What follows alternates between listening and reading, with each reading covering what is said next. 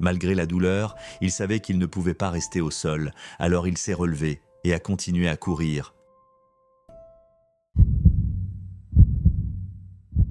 Cette histoire nous emmène sur l'île de Komodo, l'une des plus petites îles de l'Indonésie, qui abrite le plus grand lézard de la planète, le dragon de Komodo. Ces créatures monstrueuses, nommées ainsi en raison de leur ressemblance avec les dragons légendaires, possèdent une peau blindée, des membres puissants et des mâchoires capables de briser des os, ce qui en fait une menace que personne ne souhaiterait affronter.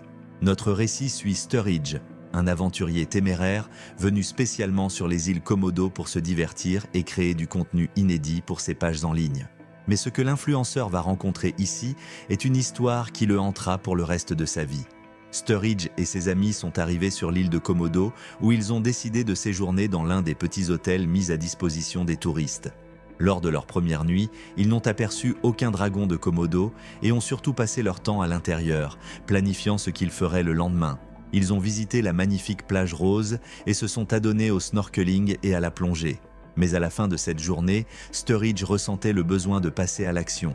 Il a trouvé un guide touristique prêt à les conduire, ainsi qu'un petit groupe de personnes au cœur de l'île pour observer ces majestueuses créatures. Avec une petite caméra GoPro attachée à sa poitrine, Sturridge a filmé toute la randonnée au cœur de l'île. Et pour la première fois, ils ont fait face aux dragons. Observant depuis plus de 200 mètres, au sommet d'une falaise escarpée, les touristes regardaient les créatures dans la vallée en contrebas. Alors qu'ils les contemplaient, quelqu'un a pointé du doigt 2 dragons de Komodo qui semblaient être en plein combat. Sturridge a tourné sa caméra vers eux et tout le monde a observé avec admiration le combat entre les varans qui venait de commencer. Utilisant leur puissant corps supérieur, les dragons se heurtaient violemment l'un contre l'autre, chacun essayant de faire tomber son adversaire. Le guide a expliqué qu'il s'agissait de la saison des amours, ce qui rendait les dragons plus agités que d'habitude. C'est la raison pour laquelle on leur avait conseillé de rester encore plus à l'écart que d'ordinaire, car les dragons étaient tous sur le qui-vive. Plusieurs femmes qui étaient en période de menstruation avaient même été empêchées de descendre voir les dragons, car ces créatures possèdent un sens de l'odorat extrêmement développé, capable de détecter la moindre trace de sang, qu'elles associent immédiatement à une proie. À la fin de la visite, Sturridge et ses amis avaient élaboré un plan. Dès l'aube du lendemain, Sturridge et l'un de ses amis ont quitté l'hôtel et se sont dirigés vers les sentiers. Ils n'ont pas fait appel à un guide, ni alerté qui que ce soit, car ils s'apprêtaient à réaliser quelque chose de dangereux. Une fois sur l'île, Sturridge et son ami ont quitté le chemin principal et ont commencé à descendre vers la partie de la falaise où les dragons s'étaient battus la veille. Son intention était de provoquer autant de dragons que possible et d'essayer de leur échapper sans être blessé.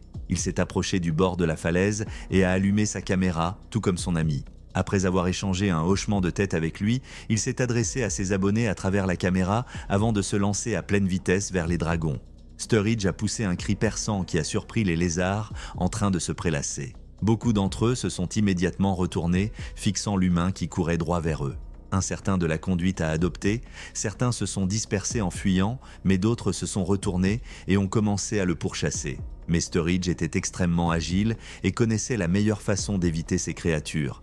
Il courait en zigzag, esquivant rapidement les dragons à chaque fois qu'il tentait de l'attraper. Alors qu'un Komodo était sur le point de le saisir, Sturridge a déplacé son bras vers la gauche, évitant de justesse la créature. En se retournant pour courir dans la direction opposée, il s'est retrouvé face à face avec la puissante queue d'un autre dragon.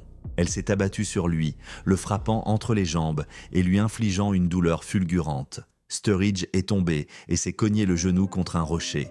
Malgré la douleur, il savait qu'il ne pouvait pas rester au sol, alors il s'est relevé et a continué à courir, supportant la douleur jusqu'à ce qu'il ait réussi à distancer la plupart des dragons.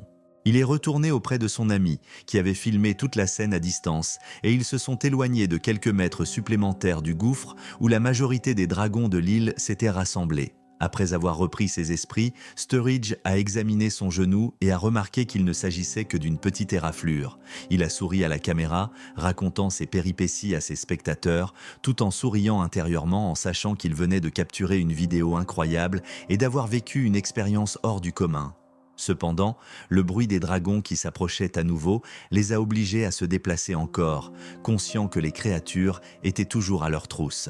Ils se sont enfoncés davantage dans l'île, loin du chemin principal, pour trouver un endroit ombragé où ils pourraient se reposer et permettre à Sturridge de récupérer un peu. Assis à l'ombre, son ami a sorti la vidéo sur son téléphone et ils ont commencé à la visionner, éclatant de rire bruyamment en voyant le passage où le lézard l'avait frappé entre les jambes. Alors qu'ils riaient de bon cœur, ils n'ont pas remarqué la créature qui se trouvait juste derrière eux. Un Komodo plus grand, qui avait été séparé du reste du groupe, s'était caché dans la même zone ombragée qu'ils avaient choisie. Il était resté silencieux, les observant attentivement. Mais leurs mouvements brusques, leurs éclats de voix, associés à l'odeur du sang, ont mis la créature en alerte. Elle s'est précipitée sur Sturridge avant qu'il n'ait le temps de réagir. Elle s'est agrippée à son bras, enfonçant ses puissantes mâchoires dans son bras droit. Sturridge a poussé un cri et a tenté de se dégager alors que son ami trébuchait en arrière, laissant tomber la caméra. Sturridge s'est retourné et a vu la créature, ses yeux vitreux fixés sur lui alors qu'elle injectait son venin dans son corps. Il a tendu son autre main en hurlant, essayant d'ouvrir de force les mâchoires de l'animal, mais le dragon tenait bon, refusant de lâcher prise. Son ami a attrapé un rocher et s'est précipité vers la créature par derrière dans l'espoir de l'assommer en frappant son crâne. Mais à l'instant où il s'est approché, le Komodo a balancé sa puissante queue, projetant l'homme au sol, tandis que le rocher retombait sur son propre bras. Voyant cela, Sturridge a crié encore plus fort, enfonçant ses ongles dans la peau du dragon. Mais cela n'a eu aucun effet sur la créature, car sa peau constituait une véritable armure. Abandonnant cette méthode, il a visé les yeux du dragon et l'a piqué 2 fois du doigt. La créature a finalement relâché son emprise à la deuxième attaque et Sturridge s'est effondré en avant, réalisant à quel point la créature l'avait immobilisé avec force. En luttant pour se relever, son ami l'a aidé à se remettre debout et tous deux ont commencé à courir en direction des hôtels. Sturridge regardait le sang s'écouler de ses plaies, son cœur battait de manière irrégulière, accélérant la perte de sang. Lorsqu'ils se sont approchés des hôtels, il a senti sa tête tourner et il avait de plus en plus de mal à parler. Le venin du dragon faisait effet, rendant chaque mouvement difficile. Il avait été exposé à des doses dangereuses et juste au moment où on l'a placé sur une civière, il a senti son cœur ralentir, puis il a perdu connaissance alors que son corps entrait en état de choc. Il a été transporté d'urgence à l'hôpital où les médecins se sont battus pour lui sauver la vie. Mais il était déjà trop tard pour Sturridge. Il est décédé à l'hôpital. Sa soif de gloire et de vidéos sensationnelles lui avait coûté la vie. Même après sa mort, plusieurs témoins ont affirmé avoir vu le dragon de Komodo qui l'avait mordu. Non seulement il était l'un des plus gros dragons de l'île, mais il semblait également rôder autour des hôtels, comme s'il attendait de retrouver la trace de son ancienne proie. Cette tragédie a laissé un impact profond sur la communauté locale ainsi que sur les autres aventuriers qui visitent régulièrement l'île.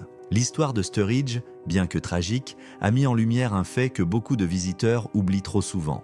Les dragons de Komodo, tout comme d'autres animaux sauvages, ne sont pas des attractions touristiques inoffensives.